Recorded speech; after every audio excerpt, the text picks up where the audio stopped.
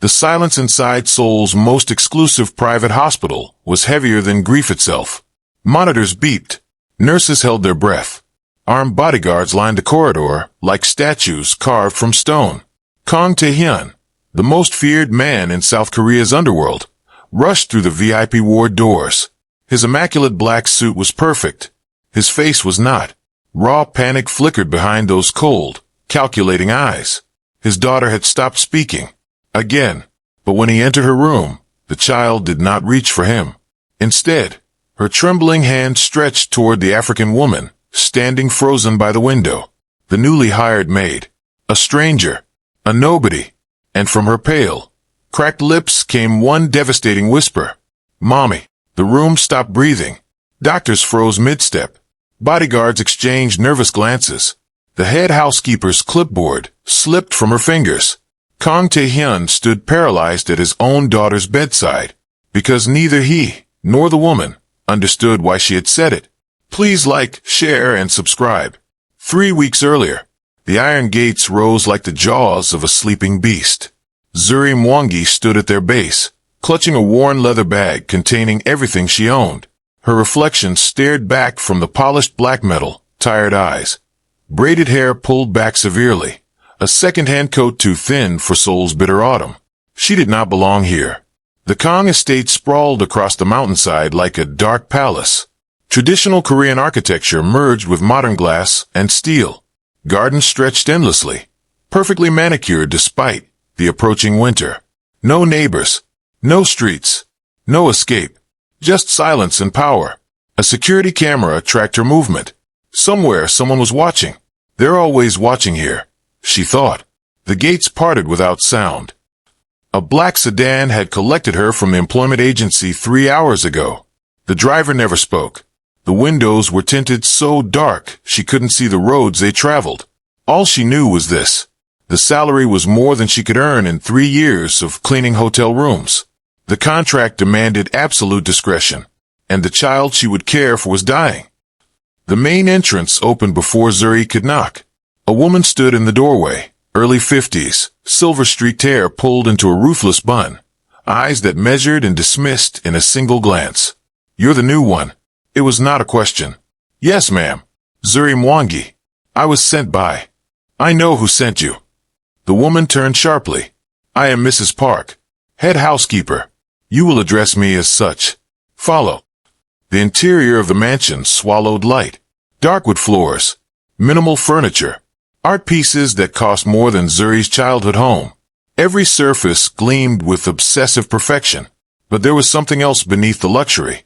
Emptiness. Not a single family photograph. Not one child's drawing. Not a toy or a book left carelessly on a table. This was not a home. It was a mausoleum dressed in silk. The child is 6 years old.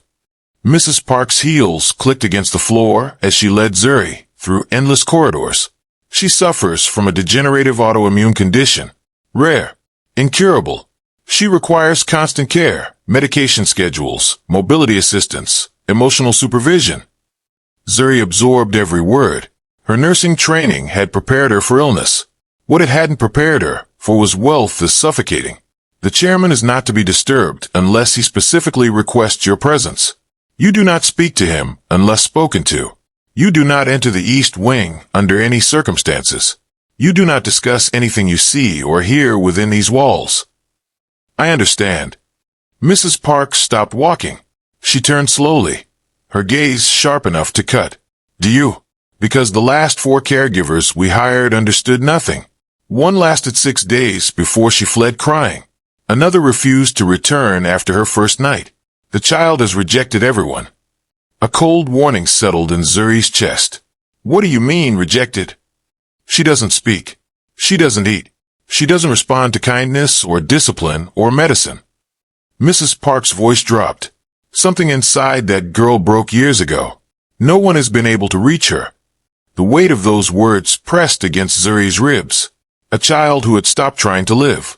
She knew that feeling. She had survived it once herself. I would like to meet her now, Zuri said quietly. Mrs. Park studied her for a long moment. Then, without expression, she resumed walking. The door to the nursery wing was painted pale blue. It was the only color Zuri had seen in the entire mansion.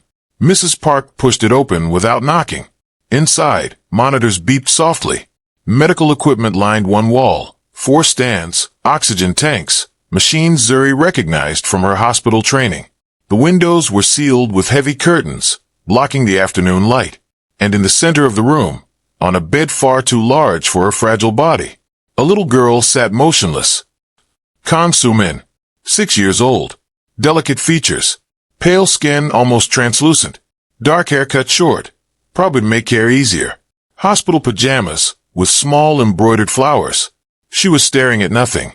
No reaction to the door opening, no acknowledgement of the strangers entering, just stillness so complete it seemed unnatural. She's not living, Zuri realized with sudden, painful clarity. She's just waiting. Soo-min. Mrs. Park's voice held forced brightness. This is your new helper. Her name is Zuri. She's going to take care of you from now on. Nothing. Not a blink. Not a twitch. Not a single sign the child had heard. Mrs. Park sighed heavily. You see, this is what we deal with. The chairman has brought in the finest psychiatrists, therapists, specialists from 3 countries. None of them can reach her. Zuri didn't respond. Instead, she moved. Slowly, carefully. She crossed the room without urgency, without performance. Her footsteps were soft against the carpet. When she reached the bed, she lowered herself to the floor, not standing over the child, but sitting below her, meeting her at her level. Hello, little one. Zuri's voice was barely above a whisper. My name is Zuri. It means beautiful in my language. My grandmother chose it for me because I was born during a thunderstorm, and she said the lightning made my skin glow. No response, but something shifted, just slightly. The child's eyes, which had been fixed on empty space, drifted downward, toward the woman sitting on her floor. Zuri smiled gently. I'm not going to make you talk, or eat, or do anything you don't want to do. I'm just going to stay here with you. Is that okay? Silence stretched between them. Then, the faintest movement. Soo-min's hand, thin as paper, for tube taped to the back, lifted from the blanket. It hovered in the air for a moment. Then it pointed, at Zuri's wrist. Zuri looked down. Her sleeve had ridden up, revealing a small scar she usually kept hidden. Pale and raised, about 2 inches long. A remnant from her past she never discussed. You want to know about this? Soo-min's eyes held hers. Waiting. Zuri hesitated. This was not information she shared with anyone. Not employers, not colleagues, not the few friends she'd made since leaving Kenya. But something about this child's silence demanded honesty. I got this scar when I was trying to save someone, Zuri said softly. Someone very small. Someone who couldn't save themselves. She paused. I didn't succeed, but I never stopped wishing I had. For a long moment, nothing happened. Then Soo-min's hand lowered and reached out toward Zuri's scar. Tiny fingers brushed against raised skin. The touch lasted only a second, but in that second, something impossible occurred. Soo-min's lips parted, and she spoke. Hurt. One word, barely audible. The first word she had spoken in 11 months. Zuri's heart seized in her chest. Not anymore, she whispered back.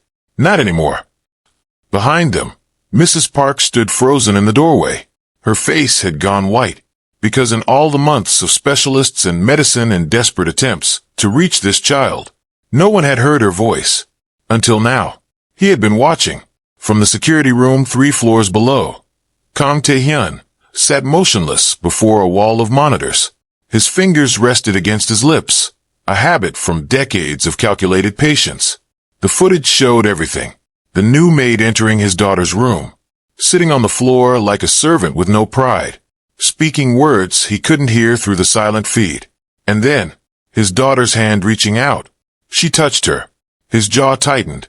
In 2 years, Soo-min had not willingly touched another human being. She flinched from nurses, recoiled from doctors, screamed when strangers approached her bed. But this woman, this foreign maid with nothing to her name, had earned her daughter's touch within minutes. Chairman, his second-in-command, Director Yoon, appeared at his shoulder. The background check on the new hire is complete. Tae-hyun didn't turn. Tell me. Zuri Mwangi, 26 years old, Kenyan national. Entered South Korea on a work visa 18 months ago. Previously employed as a nurse's assistant at 2 hospitals. Both terminated her contract when her visa paperwork was delayed. Currently works 3 cleaning jobs while supporting a younger brother's education in Nairobi. Yoon paused. She's clean. No criminal record. No suspicious connections. No online presence beyond a basic social media account she hasn't updated in 2 years. No family in Korea. No emergency contacts listed. Alone, Taehyun thought. Completely alone. And before Korea? Difficult to verify. She worked at a medical mission in rural Kenya for 3 years. Documentation is sparse. The organization shut down 7 years ago following a funding scandal. Taehyun's eyes narrowed. Which organization? Yoon checked his tablet. The Covenant Grace Foundation. International medical charity. They operated mobile clinics throughout East Africa. Something cold moved through Taehyun's chest. A memory he had buried. A name he never allowed himself to think. Covenant Grace Foundation. He had heard that name before. Continue surveillance, he said quietly. Every interaction. Every conversation. I want to know what she says to my daughter when she thinks no one is listening. Yoon bowed slightly. Understood, Chairman. Should I prepare dismissal papers in case? No. The word was ice. Yoon fell silent immediately. On the monitor, the maid was still sitting on the floor. His daughter had not pulled away. Their hands remained connected across the space between sick child and foreign stranger. She stays, Taehyun said. For now. Night fell over the mansion, like a held breath. Zuri was given a room in the servants' quarters, small but clean, with a narrow bed and a window overlooking the gardens. Mrs. Park had informed her that meals would be delivered, that she was not to use the main kitchen, and that lights out was at 10 o'clock sharp. But Zuri could not sleep. Every time she closed her eyes, she saw that child's face. Hurt, one word, but weighted with years of suffering. What had happened to this little girl? What kind of trauma could silence a child so completely that specialists from 3 countries couldn't reach her? And why, of all the caregivers who had tried, had she responded to Zuri? At midnight, a soft alarm pinged on her phone. Medication reminder. She had memorized Sumin's schedule during her briefing. Without thinking, she rose, dressed quickly, moved through the dark corridors, toward the nursery wing. The mansion at night was different. Shadows stretched longer. Silence pressed heavier. Somewhere in the distance, she heard footsteps, guards making their rounds. This was not a normal household. She had known that from the moment she accepted the position. The armed security, the non-disclosure agreements, the whispered warnings from the employment agency about the Kong family's complicated business interests. Zuri was not naive. She knew exactly what kind of man employed her, but she also knew what desperation felt like. The crushing weight of bills, the emails from her brother's university demanding payment, the slow suffocation of poverty in a foreign country where no one knew her name. So she had taken the job, and now she was walking through a criminal empire's heart to check on a dying child. The nursery door was slightly ajar. Zuri paused.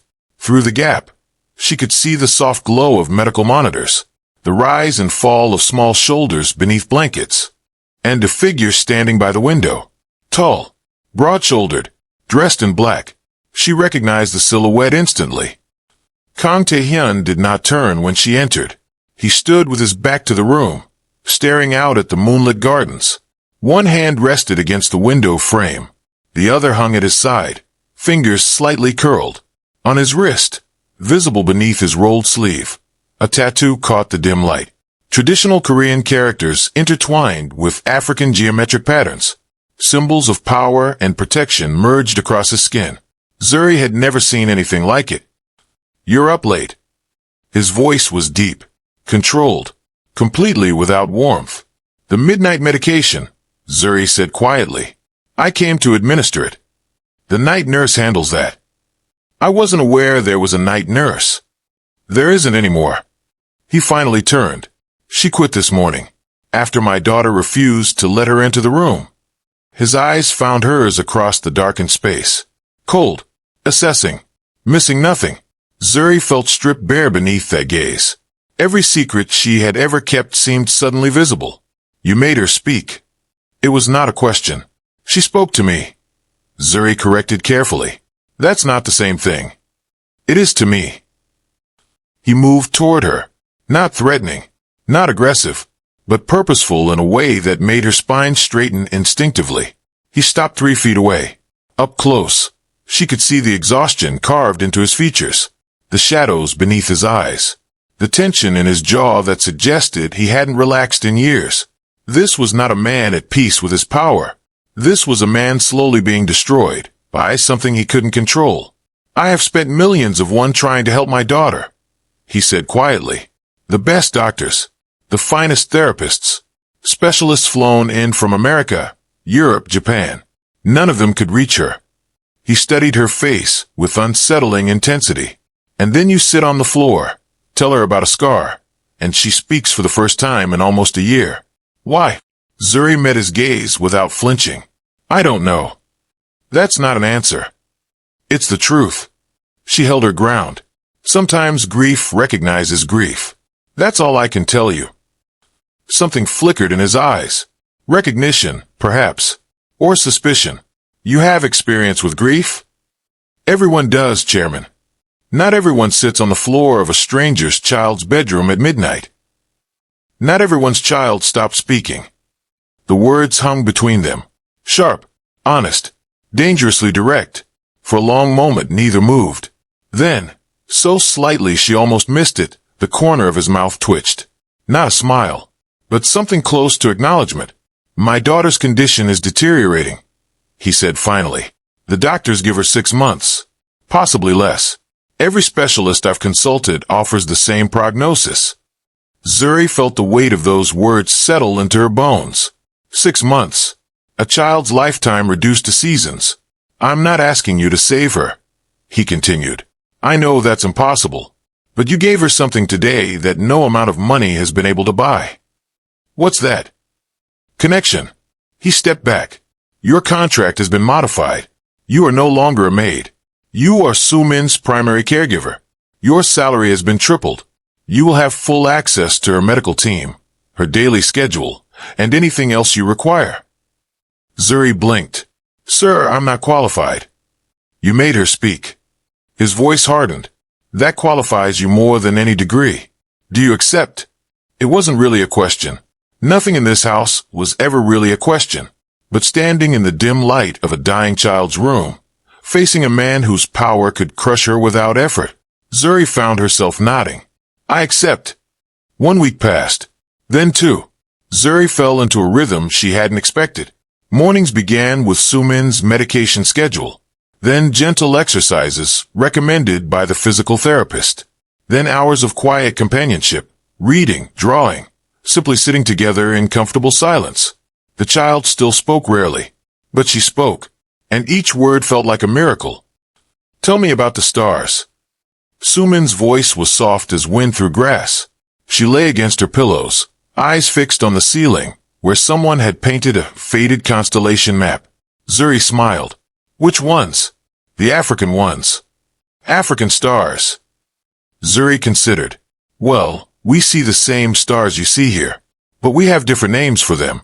Different stories. Tell me a story. Zuri moved closer to the bed. In my village, there's a tale about a mother who lost her child. She was so heartbroken that she climbed the tallest mountain in Kenya, Mount Kirinyaga, and wept for 7 days and 7 nights. Sumin listened intently. Her tears became rivers. Her grief became storms. And when she finally stopped crying, the gods took pity on her. They lifted her child's spirit into the sky and placed it among the stars. Which star? The brightest one in the Southern Cross. Zuri pointed toward the painted ceiling. We call it the child who watches. Because even though she couldn't stay on Earth, she still watches over her mother. Every single night. Sumin was quiet for a long moment. Then, do you believe that? I believe love doesn't end when someone leaves. I believe the people we lose stay with us in ways we can't always see. Tears gathered in the child's eyes, but she didn't look away. I think my mommy is watching me. Zuri's heart clenched. She knew. from the household whispers she wasn't supposed to hear, that Sumin's mother had disappeared 5 years ago. No one spoke of her. No photographs remained. It was as if the woman had been erased. I think she is too, Zuri whispered. That night, something strange happened. Zuri was organizing Sumin's closet, a task Mrs. Park had added to her duties, without explanation, when she found a small box hidden behind folded blankets. It was old, worn, sealed with tape that had yellowed with age. She should have left it alone. But curiosity pulled at her. Inside, she found a collection of items that didn't belong. Dried flower petals, a child's hospital bracelet, handwritten notes in Korean she couldn't read, and a photograph. Zuri's blood went cold. The image was faded, creased, clearly years old. It showed a woman, African, mid-20s, wearing medical scrubs, holding a tiny infant wrapped in a blue blanket. Behind them, a banner was visible. Covenant Grace Foundation, Kenya Mobile Clinic. The woman in the photograph was smiling. The woman in the photograph was her. That's impossible. Zuri stared at the image, her hands shaking. She had worked for the Covenant Grace Foundation years ago, before the funding scandal destroyed everything, before she lost her faith in humanitarian work, before she came to Korea searching for something she couldn't name. But she didn't remember this photograph. She didn't remember this baby. And she certainly didn't understand why it would be hidden in a Korean crime lord's daughter's closet. What are you doing? The voice came from the doorway. Zuri spun around. Mrs. Park stood rigid with barely concealed fury. That does not belong to you. I was organizing. I found it hidden. Give it to me. Mrs. Park, this photograph. Now. The command cracked through the room. Zuri's fingers tightened on the picture. Every instinct told her this was important. This connection, whatever it was, mattered. But Mrs. Park's expression promised consequences she couldn't afford. Slowly, reluctantly, she handed over the box. Mrs. Park snatched it without examination. Her eyes burned with something darker than anger. You were not hired to investigate this family's history. You were hired to care for the child. Do you understand? Yes, ma'am. If I find you searching through private belongings again, I will personally ensure your visa is revoked within the week. Do you understand? Yes, ma'am. Mrs. Park turned sharply and disappeared into the corridor. The box, and its impossible photograph, went with her. But the image remained burned in Zuri's memory. Her own face, 7 years younger, holding a newborn she didn't remember. A child wrapped in blue. In a clinic that no longer existed. What happened that day? And why did someone hide the evidence in Sumin's closet? The following morning brought a visitor. Zuri heard the commotion from Sumin's room. Raised voices in the main hall, the click of expensive heels, a woman's laughter that carried an edge of possession. Who's that? Sumin whispered. I don't know. Stay here. I'll check. The scene in the main hall stopped Zuri mid-step. A woman stood at its center, impeccably dressed in a cream designer suit. Dark hair swept into an elegant updo, diamonds glinting at her ears and throat. She was beautiful in the way sculptures are beautiful, cold, perfect, untouchable. And she was touching Kang Taehyun's arm with alarming familiarity. Taehyuna. The woman's voice dripped honey. You've been avoiding my calls. I was starting to worry something had happened. Taehyun stood stiffly beneath her touch. His expression revealed nothing, but his shoulders were tense. I've been occupied, Director Shin. So formal. She laughed lightly. After everything we've shared. You still call me Director? After everything we've shared, I should call you many things. Director is the politest. The woman's smile flickered, just for a moment, before returning at full force. Still angry about the Busan deal? I told you. Those complications were unavoidable. The investment board made their decision. I simply advocated for efficiency. You advocated for yourself. As always. Zuri knew she shouldn't be listening. But something about this woman raised every alarm she possessed. The way she positioned herself. Always slightly closer than appropriate. The way her fingers lingered on Taehyun's sleeve. The predatory gleam in her perfectly lined eyes. This woman wanted him. And she was used to getting what she wanted. Perhaps we could discuss this somewhere more private. Director Shin's voice lowered. I've missed our conversations. I don't have time for conversations. You never have time anymore. Ever since you hired that new staff. The emphasis was unmistakable. Director Shin's gaze swept the hall and landed directly on Zuri. For a moment, neither woman moved. Then Director Shin's lips curved into something that wasn't quite a smile. Ah, so this is the famous Maid. She released Taehyun's arm and glided toward Zuri with predatory grace. I've heard so much about you. The miracle worker who made the chairman's mute daughter speak. Her eyes traveled over Zuri's simple clothing with barely concealed contempt. You don't look like a miracle worker. I'm just a caregiver, ma'am. Is that all? The implication was clear. Zuri kept her expression neutral. That is all. Director Shin studied her for another long moment. Then she turned back to Taehyun with renewed brightness. I've arranged a dinner tonight at the Seocho Club. Several important investors will be attending. People who could significantly benefit your upcoming expansion.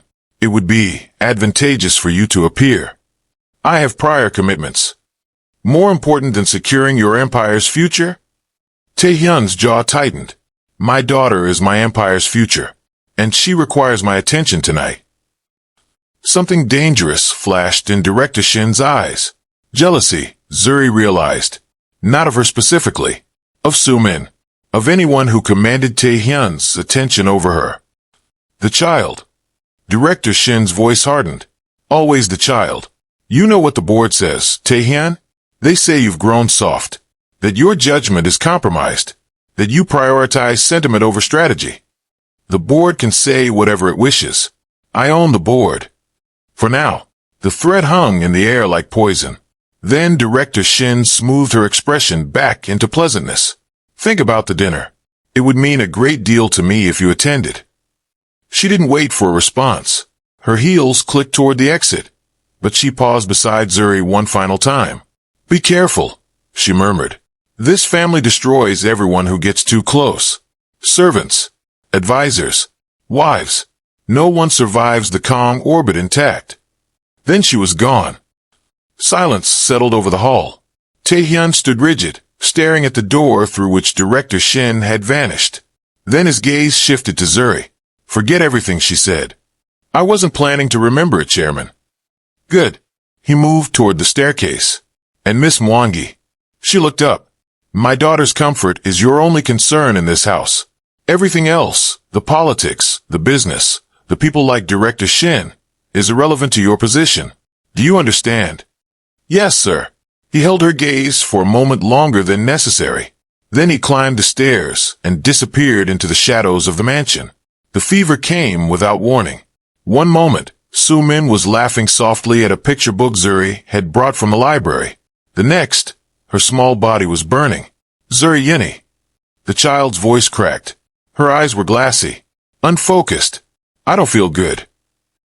Panic hit Zuri's chest like a physical blow. But her training took over. She pressed her palm to Sumin's forehead, scalding. Checked her pulse, racing far too fast for a child this fragile. Examined her skin, flushed and blotchy. It's okay, sweetheart. It's okay. I'm going to help you. She slammed the emergency button on the medical console. Within seconds, alarms blared throughout the mansion. Chaos erupted. Medical staff rushed into the room. Nurses shouted vital signs. Someone wheeled in emergency equipment.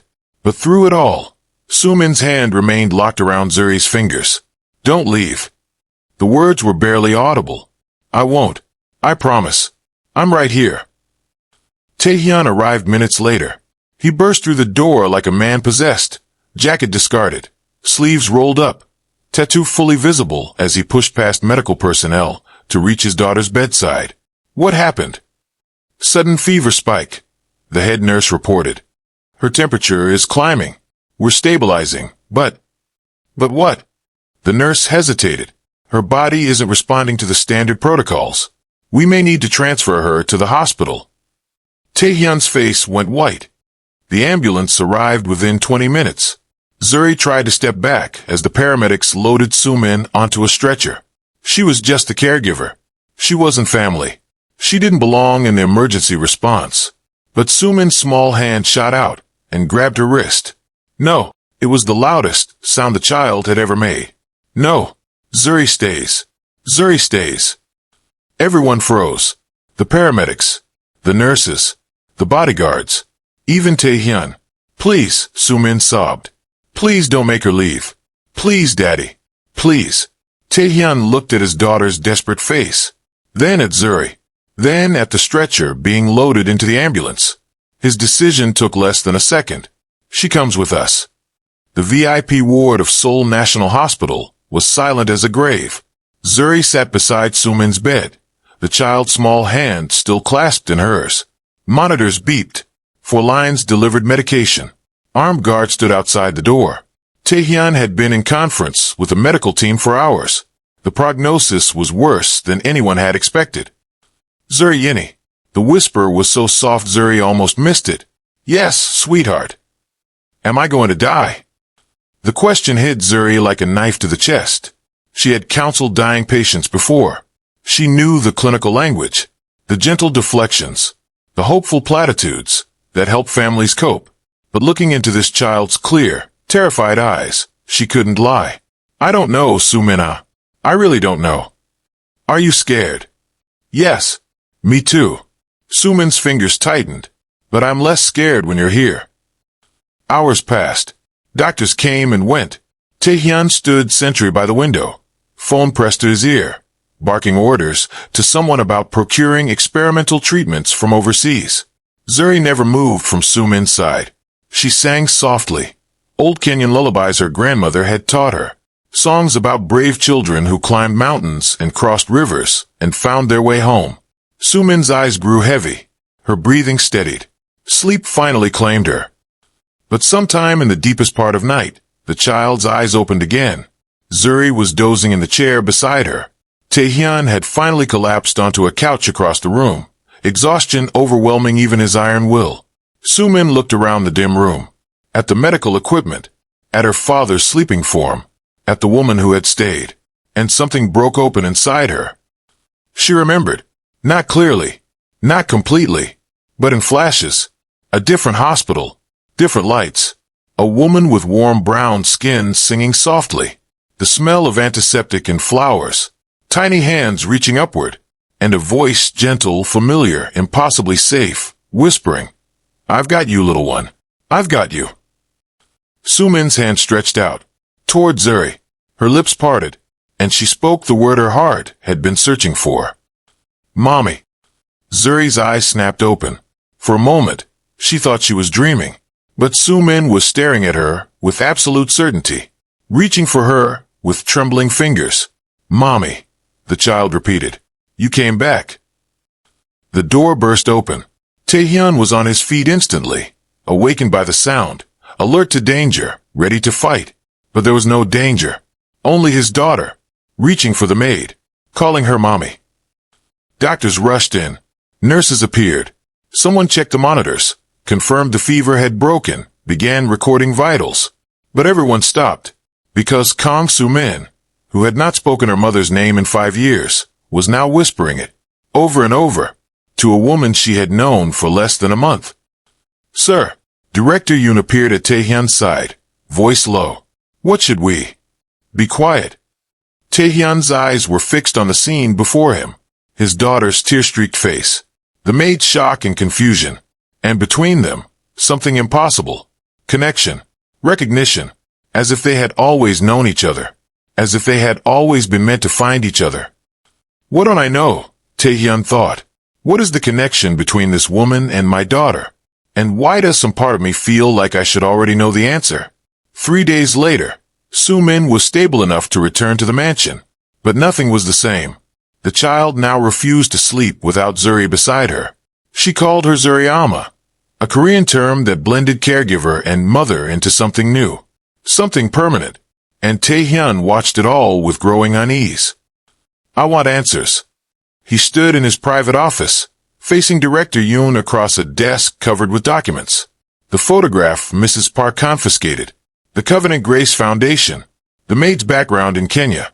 I want everything. Now, Chairman, the investigation is ongoing. Make it faster. What they found changed everything. Asterisk 7 years earlier. Rural Kenya, asterisk. A mobile medical clinic operated by the Covenant Grace Foundation had treated thousands of patients across East Africa. Among their staff was a young nurse's assistant named Zuri Mwangi, idealistic, dedicated, working 18-hour days to help those who had no other options. Among their patients was a pregnant Korean woman. She had arrived at the clinic alone, clearly wealthy but desperate to remain hidden. She paid cash, used no name, spoke limited English and even less Swahili. She was terrified of something, or someone, finding her. The woman went into labor 3 weeks early. Complications arose. The baby was in distress. There was no time to transport to a proper hospital. Zuri was the only person available with the training to help. For 6 hours, she fought to save both lives. In the end, the mother survived. The baby survived. But something went wrong in those desperate hours. A mistake. An accident. A decision that would haunt everyone involved. What decision? Taehyun demanded. Director Yoon hesitated. The records are incomplete. The clinic was shut down soon after due to the funding scandal. Many files were destroyed. But you found something. Yes. Yoon slid a document across the desk. A birth certificate. Unofficial. Filed with the clinic's records before they were seized. Taehyun read it, and the world stopped. The certificate listed a baby girl born in Kenya 7 years ago. The mother's name was left blank. The father's name was left blank. But the witness section bore a single signature, Zuri Mwangi, and beside it, a handwritten note, asterisk, mother requested adoption arrangements. Child to be transferred to Seoul via foundation contacts. Witness confirms mother's consent. Asterisk. This is impossible, Taehyun whispered. Sir, my wife was in Seoul when Sumin was born. I was there. I held my daughter in my arms minutes after her birth. There's no possible way. Chairman. Yoon's voice was heavy. I've also obtained hospital records from the clinic in Seoul, the one that officially recorded your daughter's birth. He slid another document forward. They've been altered. Professional forgeries. The originals, which I managed to locate through significant effort, tell a very different story. Taehyun read the original records, and his entire understanding of his life collapsed. The baby born in Seoul, the one he had believed was his daughter for 6 years, had died. Complications during birth. Cardiac failure. Gone within hours. His wife had been devastated. And then, somehow, impossibly, another child had appeared. A child with Korean features despite the irregular circumstances. A child who matched the approximate age of the one they had lost. A child from a Kenyan clinic. A child whose transfer had been witnessed by a young nurse named Zuri Mwangi.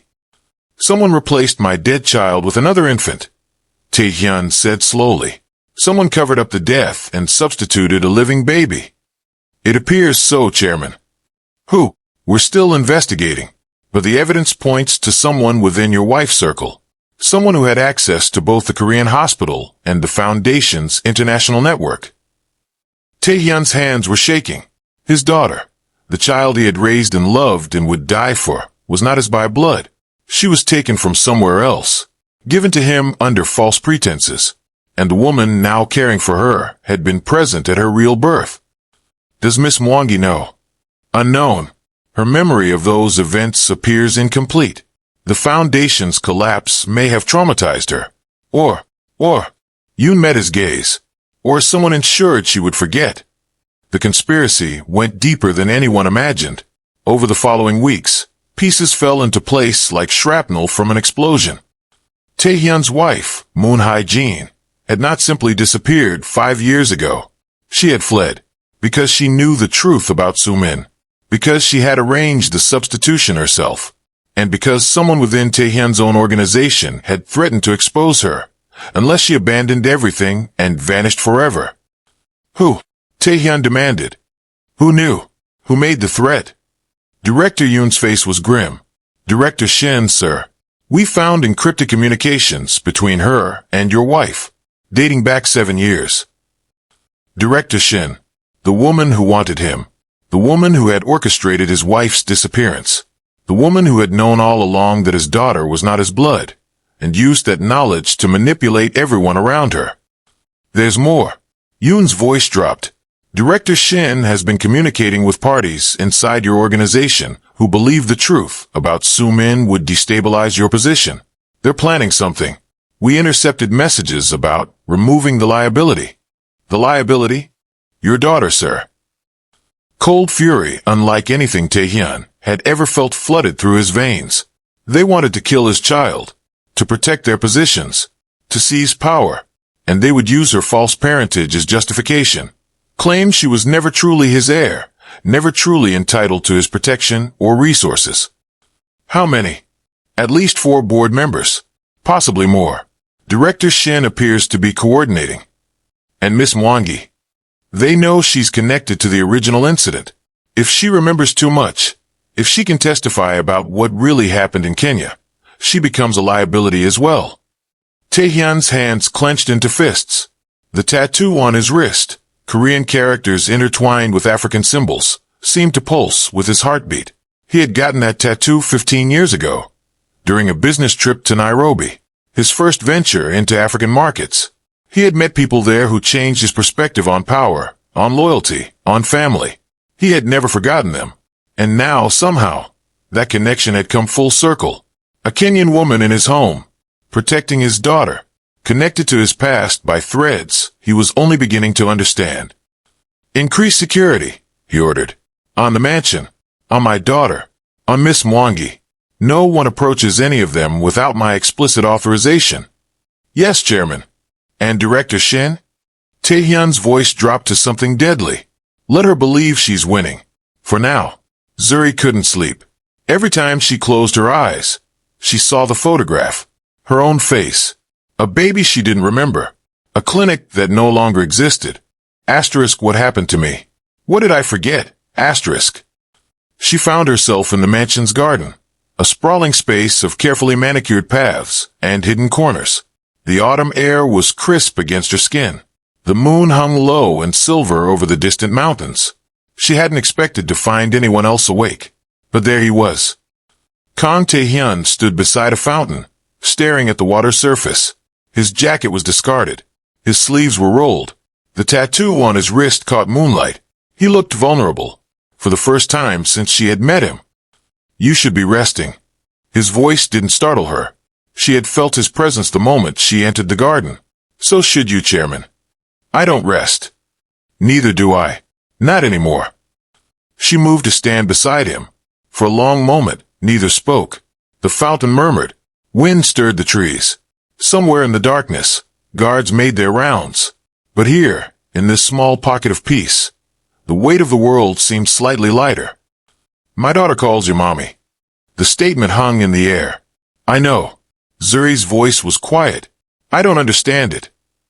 Neither do I. He turned to face her.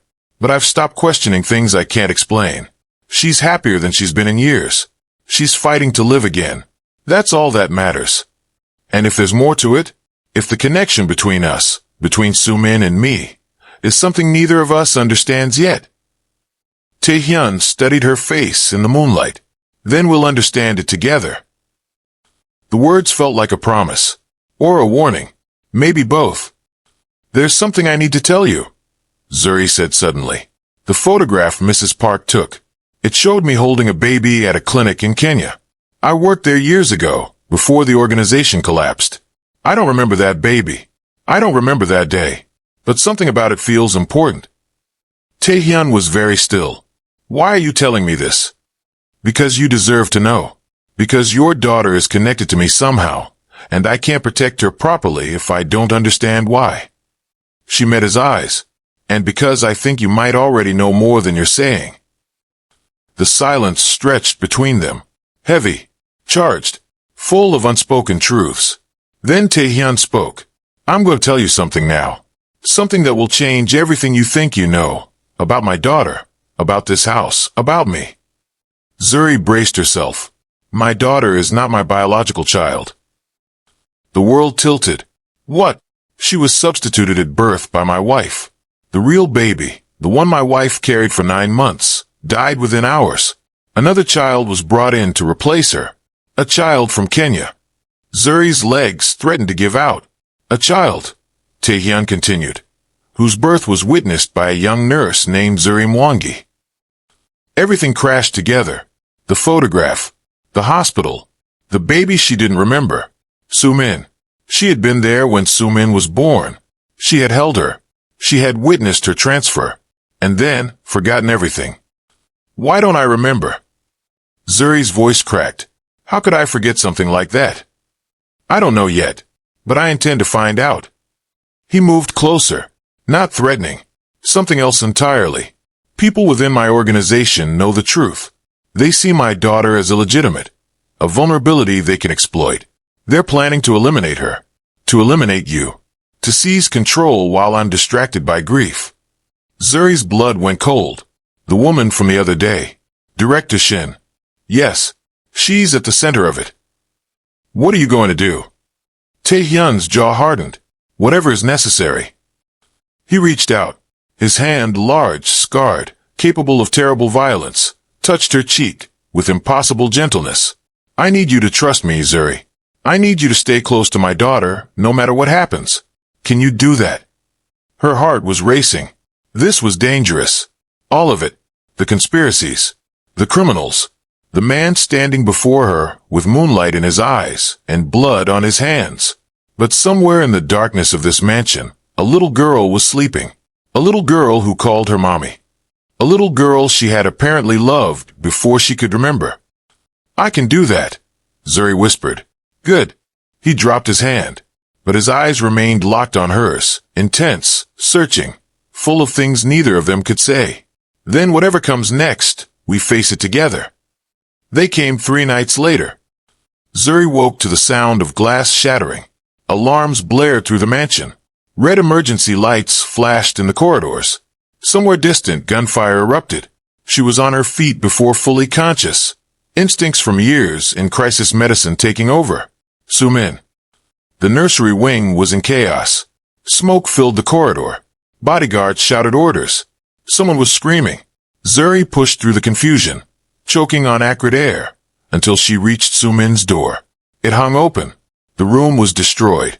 Medical equipment overturned. Monitors smashed. The bed. Empty. Asterisk no. No, no, no, asterisk. Zuri. Taehyun's voice cut through the chaos. He appeared beside her, blood on his shirt, eyes wild with fear she had never seen in him. Where is she? Where is my daughter? She's gone. They took her. Taehyun, they took her. His face transformed. Every hint of the controlled businessman disappeared. What remained was something primal, something terrifying, something that would burn the entire world to ash to protect one small girl. Find them, he snarled at Director Yoon, who had appeared with a tactical team. Track every vehicle leaving this property. Alert every contact we have in the police, every hospital, every port. Chairman, there were at least 15 attackers. I don't care if there were 1,000. My daughter is out there. Bring her back, or don't bother coming back at all. The search began, but hours passed. No trace. No ransom demand. Nothing. Director Shin's voice came through on a secure channel just before dawn. Taehyun. He gripped the phone so hard it nearly cracked. Where is she? Safe. For now. As long as you cooperate. What do you want? Step down. Sign over your holdings to the board. Disappear quietly with whatever scraps I allow you to keep. And if I refuse, then your precious daughter, or should I say, your stolen daughter, will cease to exist. And the world will learn that the great Khan Taehyun built his dynasty on a lie. Silence. Heavy. Deadly. Then Taehyun spoke. You think I care what the world believes? You should. Your business partners. Your allies. They'll abandon you the moment they learn your heir is a Kenyan orphan with no claim to your bloodline. Then let them abandon me. Taehyun, she is my daughter. His voice was iron. Blood or no blood, she is mine. And if you harm a single hair on her head, I will dismantle you piece by piece. I will destroy everything you've built, everyone who ever supported you, every dream you've ever had. A pause. You don't have that kind of power anymore. Try me. He hung up. Then he turned to Zuri, who had listened to everything. They're keeping her somewhere close. Director Shin wants to watch me suffer. She won't take her far. How do you know? Because I know her. She's cruel, but she's impatient. She'll want this resolved quickly. He moved toward the door. Where are you going? To end this. Zuri grabbed his arm. Take me with you. Absolutely not. She's calling for me, Tae-hyun. I can feel it. Wherever she is, she's terrified, and she's calling for me. Tears streamed down her face. I was there when she was born. I held her in my arms before I even knew your name. I am connected to that child in ways neither of us understands, and I am not going to wait here while she suffers. Tae-hyun stared at her, at the determination in her eyes, at the fierce love she had developed for a child who wasn't hers, just as he had, and he understood something that had been building for weeks. This woman was not just a caregiver. She was not just a piece of his past. She was essential to his daughter, to his sanity, to something he had stopped believing was possible. Stay close to me, he said quietly. Don't leave my sight for a second. I won't. If I tell you to run, you run. No arguments. Tae-hyun, promise me. She met his eyes. I promise. Director Shin's base of operations was hidden beneath an abandoned warehouse district outside Seoul. Tae-hyun's contacts had traced her communications within hours, once they knew what to look for. She had grown careless, too confident in her victory. Now she would pay for that confidence. They moved through shadows. Tae-hyun's private security team, the ones who had remained loyal, flanked them on all sides. Zuri stayed close, her heart pounding, every step carrying her closer to the child who needed her. The building loomed ahead. Dark, industrial, perfect for hiding crimes.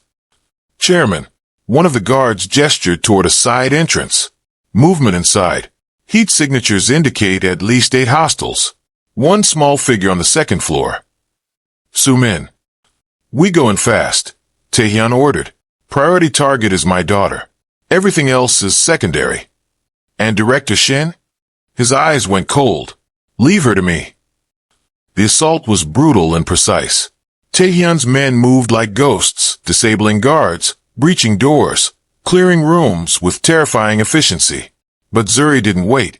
The moment she heard Sumin's location confirmed, she broke away from the group and ran. Zuri! Tae-hyun's shout echoed behind her. She didn't stop. Stairs blurred beneath her feet. Corridors stretched and twisted. She followed instinct, some pull she couldn't explain, that led her unerringly toward the child. And then, a door. Behind it, she heard crying. Soft, broken, familiar. She burst through. Sumin was there, tied to a chair, pale and trembling, tears streaming down her face. But alive. Alive. Zuri OMMA. The child's scream broke something in Zuri's chest. She ran to her, knelt before her, pulled at the restraints with shaking hands. I'm here, baby. I'm here. I've got you. I've got you. They said you weren't coming. They said Daddy didn't care about me anymore. They lied. We both came. We both came for you. The door behind them opened. Zuri spun around, positioning herself between Sumin and the threat. Director Shin stood in the doorway, a gun in her hand. How touching. Her voice dripped contempt. The maid playing hero. Tell me, Miss Mwangi, do you really think you matter in this story? You're nothing. A footnote. A tool that has outlived its usefulness. Get away from us. Or what? You'll cry at me. She raised the gun. Put it down. Tae-hyun appeared behind her. His own weapon was steady. His face was carved from fury. Director Shin didn't flinch. Ah, Tae-hyun. Right on time. I was just about to eliminate your favorite problem. Touch either of them and you die. I think you're confused about who holds the power here. No. His voice dropped to ice. I think you're confused. In one fluid motion, he fired. Not at Director Shin.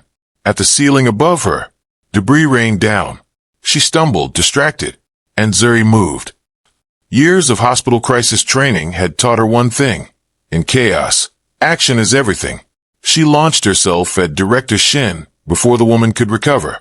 They crashed to the ground together. The gun skittered away. Zuri pinned her with a strength born of desperate love. "You don't touch my daughter." The words erupted without thought. My daughter. As if she had always been. As if she would always be. Director Shin stared up at her with dawning horror. You actually love them. Both of them. Yes. They'll destroy you. This family destroys everyone. Then let me be destroyed. Taehyun's men secured the room within moments. Director Shin was hauled away, screaming threats that no one bothered to hear. And in the sudden silence that followed, Sumin reached out from her chair with trembling arms. "Amma, carry me?" Zuri gathered the child against her chest, held her close, and felt, for the first time in years, like she had finally found her home. The war was far from over. Director Shin had allies. The board members who conspired with her were still free. The truth about Sumin's origins remained a weapon that could destroy everything Taehyun had built. But none of that mattered in this moment. What mattered was the child in Zuri's arms. The man standing guard over both of them. The fragile family they were becoming against all odds. What mattered was the question that still had no answer. Why had Sumin called her mommy before she ever remembered her? The truth was coming. And when it arrived, everything would change. As Zuri carried Sumin toward the waiting vehicles, the child whispered something that stopped her heart. "The lady who took me. She showed me pictures. Pictures from when I was a baby. There was a woman holding me. She looked just like you, Amma. But the lady said." The child's voice cracked. "She said you gave me away. She said you didn't want me." Zuri's blood went cold. "What?" "She said the only reason you came back was because Daddy paid you to pretend. She said you're not really my mommy. You're just pretending." Sumin looked up with devastated eyes. "Is it true? Did you give me away? Did you never want me?" Zuri didn't know how to answer, because until this moment, she didn't remember. But something was surfacing now. Memories she had buried, decisions she had made, and a truth so devastating it could shatter the fragile love they had all been building. What really happened that night in Kenya 7 years ago? Why did Zuri forget? And will the truth bring them together, or tear them apart forever? The question hung in the cold night air like a blade waiting to fall. Did you give me away? Did you never want me? Zuri's arms tightened around the trembling child. Her mind raced through fragmented memories, pieces of a puzzle she had buried so deep she had forgotten it existed. "Sumena," her voice cracked. I don't remember everything, but I need you to listen to me very carefully." The child's tear-streaked face tilted upward. "Whatever happened before, whatever choices were made, I am here now. I came for you. I fought for you. And I am never, ever letting you go again. Promise. I promise." But even as she spoke the words, something was shifting inside her mind. Doors that had been sealed for 7 years were beginning to open, and behind them lay memories she was not prepared to face. The convoy returned to the mansion before dawn. Medical teams swarmed Sumin the moment they arrived. Taehyun barked orders at security personnel. The estate transformed into a fortress. Guards at every entrance, surveillance doubled. No one in or out without explicit authorization. But Zuri couldn't focus on any of it. She sat in the corner of Sumin's room, watching the doctor's work, while fragments of the past crashed through her consciousness like waves against stone. Kenya. 7 years ago, the mobile clinic. The pregnant woman who arrived alone, a complicated birth. A baby in distress, and a choice. "Miss Mwangi." Taehyun's voice pulled her back. He stood in the doorway, his face carved from exhaustion and barely contained fury. Blood still stained his shirt. His knuckles were split from the assault. "We need to talk." They moved to his private study. The room was dark except for a single lamp casting shadows across walls lined with books and weapons. Taehyun poured himself a drink, but didn't touch it. Instead, he stared at the amber liquid as if it held answers. "Director Shin showed my daughter photographs." "I know. Photographs that suggest you were present at her birth. That you held her. That you made decisions about her fate." Zuri's throat tightened. I'm starting to remember. Then tell me. His eyes lifted to hers, not accusatory, but desperate. Tell me what happened, because I need to understand how we arrived at this moment. I need to understand why my daughter called you mommy before she could possibly have remembered you. Zuri closed her eyes and let the memories come. Asterisk the Covenant Grace Foundation Clinic. Rural Kenya. Dry season asterisk. Asterisk Zuri was 20 years old. Idealistic. Determined to heal the world one patient at a time. Asterisk. Asterisk she had been working 18-hour shifts for 3 months straight. The funding was running low. Supplies were scarce. But every life they saved felt like a victory against impossible odds. Asterisk. Then the Korean woman arrived. Asterisk she came at night. Alone. Heavily pregnant. Terrified. Asterisk. Asterisk she spoke broken English and carried more cash than the clinic saw in a year. She begged for discretion. She begged them not to contact anyone. Asterisk. Asterisk. My husband cannot know. She whispered. No one can know I'm here. Asterisk. Asterisk the clinic director wanted to refuse. This woman was clearly wealthy. She could afford proper hospital care. But something in her eyes. Asterisk. Asterisk desperation. Genuine fear. The look of someone running from something worse than poverty. Asterisk. They let her stay. 3 weeks later, the labor began. Asterisk it was too early. The baby was in distress. There was no time to transport to a proper facility. Asterisk. Zuri was the only person with obstetric training available. For 6 hours, she fought to save 2 lives. The baby came out silent. Asterisk blue. Limp. Not breathing. Asterisk. Zuri worked frantically, clearing airways, stimulating circulation, praying to every god she knew. And then, a cry. Asterisk weak. Fragile. But alive. Asterisk. The baby was alive. But the Korean woman was not well. Asterisk hemorrhaging. Fading. Slipping away despite everything they tried. Asterisk. In her final moments of consciousness, she grabbed Zuri's arm with desperate strength. Asterisk my baby. She cannot go back to Korea. My husband's family. They will destroy her. They will use her. Please. Asterisk. Tears streamed down her pale face. Asterisk please protect her. Please find her a family who will love her. Promise me. Asterisk. Zuri didn't understand everything. But she understood desperation. She understood a mother's love. Asterisk I promise. She whispered. I promise. Asterisk. The woman died 2 hours later, and Zuri was left holding a newborn with no name, no documentation, and a dying mother's plea echoing in her ears. The clinic director panicked. Asterisk a dead foreign national. A newborn with no legal status. International complications that could destroy the foundation. Asterisk. Asterisk. We have to contact the authorities, he insisted. We have to report this. Asterisk. But Zuri remembered the woman's words. Her husband's family will destroy her. Asterisk she didn't know who this woman was. Didn't know what she was running from. But she believed her terror was real. Asterisk. Asterisk give me time. Zuri begged. Let me find another way. Asterisk. She had 72 hours before the director's conscience forced his hand. Asterisk in those 72 hours, Zuri made calls she shouldn't have made. Contacted people she barely knew. Pulled every string available to a young nurse with no power and no connections. Asterisk. And she found someone. A foundation administrator with ties to international adoption networks. Asterisk there's a couple in Korea. The administrator said. Wealthy. Desperate for a child.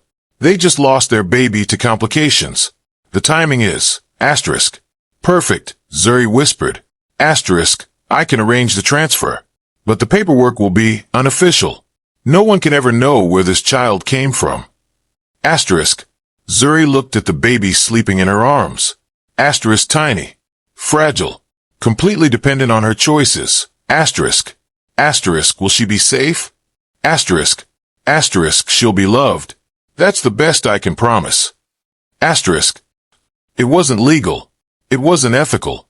But it was the only option Zuri could find in 72 hours to keep a dying woman's promise. She signed the witness statement. She held the baby one last time. And she let her go. 3 months later, The Covenant Grace Foundation collapsed. Asterisk funding scandal. Investigations. Criminal charges against administrators. Asterisk. The man who arranged the transfer disappeared. All records were seized or destroyed.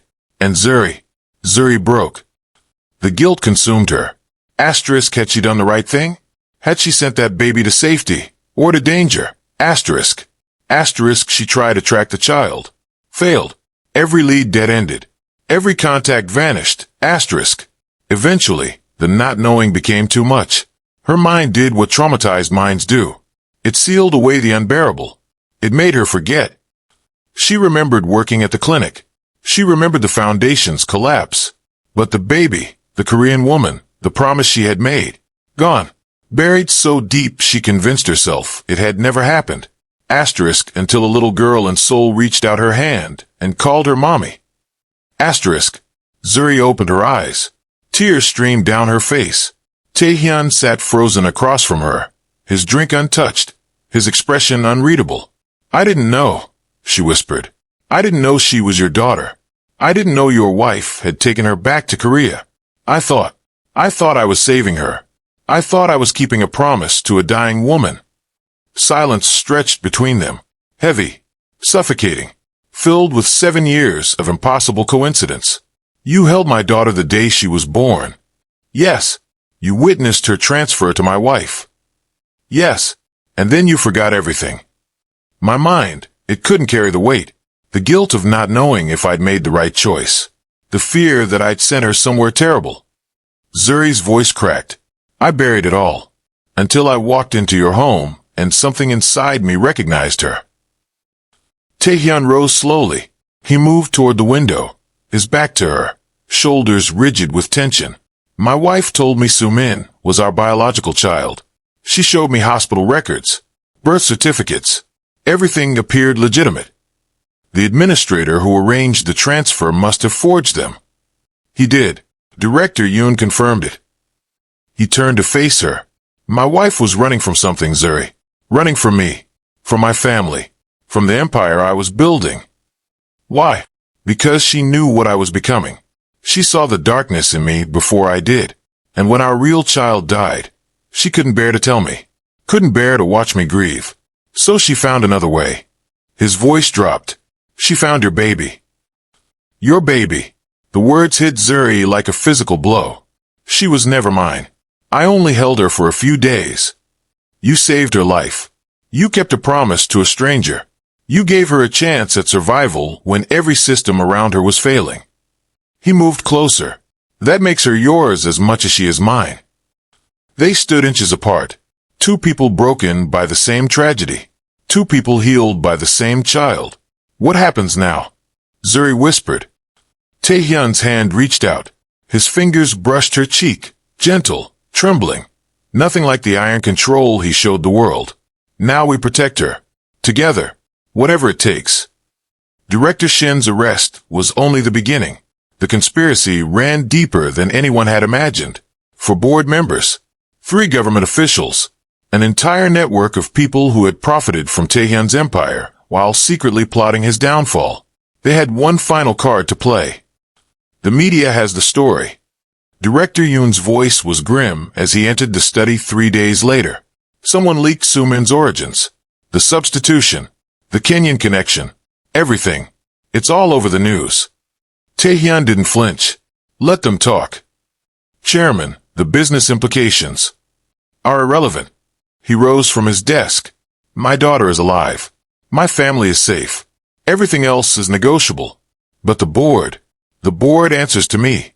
And after what they tried to do, they'll be lucky if I let them keep their freedom, let alone their positions. The public firestorm was exactly as predicted. Rumors, scandals, questions about the legitimacy of the Kang Empire's succession. But something unexpected happened. Taehyun called a press conference. Not to defend himself. Not to spin the story. To tell the truth. Asterisk. My daughter was born in Kenya 7 years ago under circumstances that were beyond anyone's control. She was brought to my family through an act of compassion by a young woman who risked everything to save her life. Asterisk. Asterisk cameras flashed. Reporters shouted questions. Asterisk. Asterisk. I did not know she was not my biological child. But it does not matter. She is my daughter in every way that matters. I raised her. I love her. And I will protect her with my dying breath. Asterisk. He paused. Asterisk. The people who tried to use her origins against us are now in custody.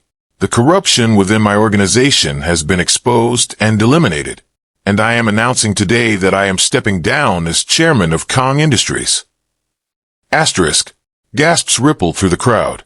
Asterisk. Not because I am ashamed, but because my daughter deserves a father who is present, a father who chooses her over power, a father who knows what truly matters. Asterisk. He looked directly into the cameras.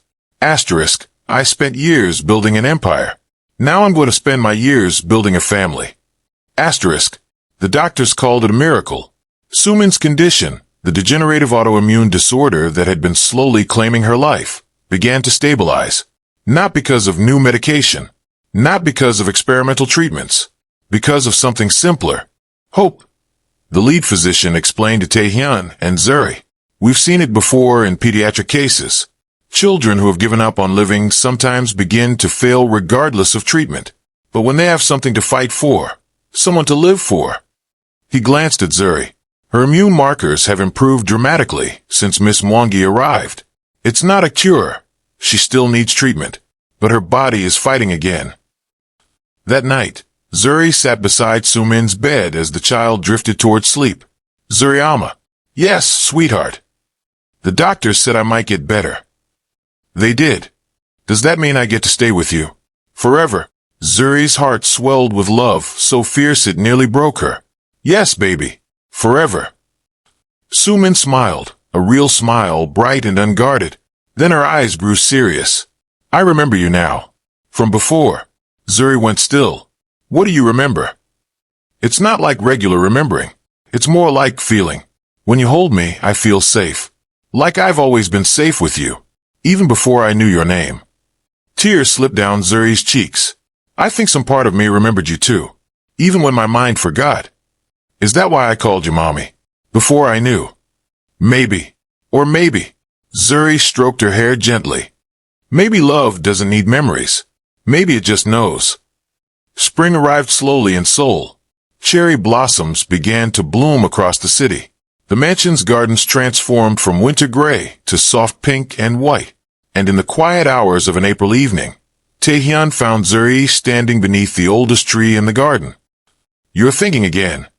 His voice was warm now, softer than it had been when they first met. Always, she admitted. Old habit. Dangerous habit. He moved to stand beside her. Thoughts can be heavier than stones. Speaking from experience? Years of it. They watched the blossoms drift on the evening breeze. So much had changed in the months since that first impossible day at the hospital. Director Shin was serving a lengthy prison sentence. The corrupt board members had been removed and prosecuted.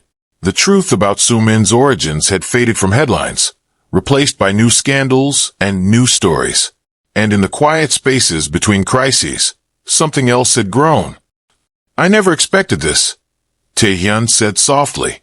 Expected what? Peace. He turned to face her.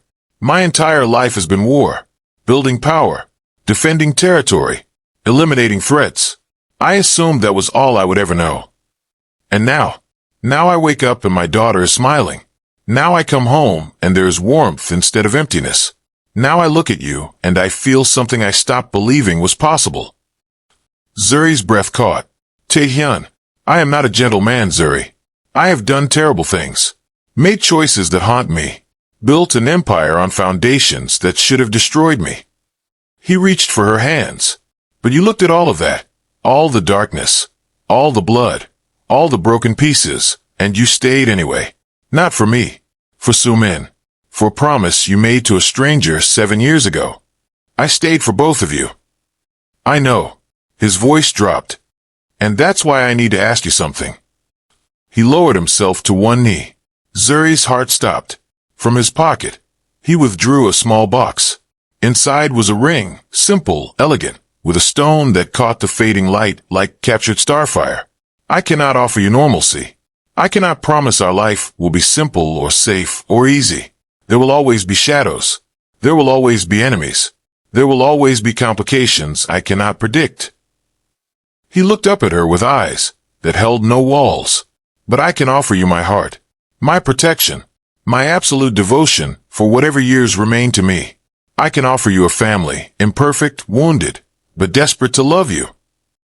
Marry me, Zuri Mwangi. Be my wife. Be Sumin's mother. Not because fate or circumstance or forgotten promises demand it, but because we choose each other. Here, now, forever. Tears streamed down Zuri's face. Behind them, unnoticed, a small figure watched from the garden doorway. Sumin clutched her blanket, barely breathing, waiting for the answer that would seal her family's fate. Yes, the word was barely a whisper. Yes, I'll marry you. I'll be her mother. I'll be your wife. I'll stay, not because I have to, but because I cannot imagine my life without either of you. Taehyun rose, pulled her into his arms, and kissed her, gently, reverently, like she was something precious he had spent a lifetime searching for. OMMA. Sumin burst from the doorway and crashed into them both. Zuri laughed through her tears, scooping the child into the embrace. Did he ask? Did you say yes? Are you really going to be my mommy forever? Yes, baby. Forever. Really forever? Not pretend forever. Really forever. I promise. Sumin's face glowed with joy brighter than all the cherry blossoms in Seoul. And standing there, the feared Mafia boss, the Kenyan nurse who had crossed oceans, and the child who had brought them together. They looked nothing like a family should look, but they felt like one. At last, they married in the garden 6 months later. No media, no business associates, no elaborate displays of wealth, just family. Zuri wore white silk embroidered with African geometric patterns, a design that merged her heritage with her new home. Her brother had flown in from Nairobi to walk her down the aisle. Her grandmother's blessing, recorded on video, played before the ceremony. Taehyun wore traditional Korean formal attire, black and silver, with his tattoo visible at his wrist. He had refused to cover it. It was part of who he was, the connection between worlds that had led him to this moment. And Sumin. Sumin wore a dress covered in cherry blossoms. She walked beside Zuri, holding her hand, refusing to let go even during the vows. I, Kang Taehyun, take you, Zuri Mwangi, as my wife, to protect, to cherish, to love without condition or reservation, in strength and weakness, in shadow and light, for every remaining day of my life. I, Zuri Mwangi, take you, Kang Taehyun, as my husband, to stand beside, to support, to love without fear or hesitation, in joy and sorrow, in peace and storm, for every remaining day of my life. When they exchanged rings, Sumin tugged on Zuri's dress. What about me? Zuri knelt down. What about you? Don't I get a promise too? Taehyun crouched beside them. You get the biggest promise of all. He pulled a small box from his pocket. Inside was a delicate bracelet, silver chain with a single charm. The charm bore the same Korean African symbolic design as his tattoo. This means you are ours, he said softly. Officially. Legally. Forever. No one can ever take you away again. And Zuriama is really my mommy now. Really your mommy. Always. Sumin threw her arms around both of them, and in that moment, surrounded by cherry blossoms and the quiet witnesses who had watched this impossible family form, everything was finally complete.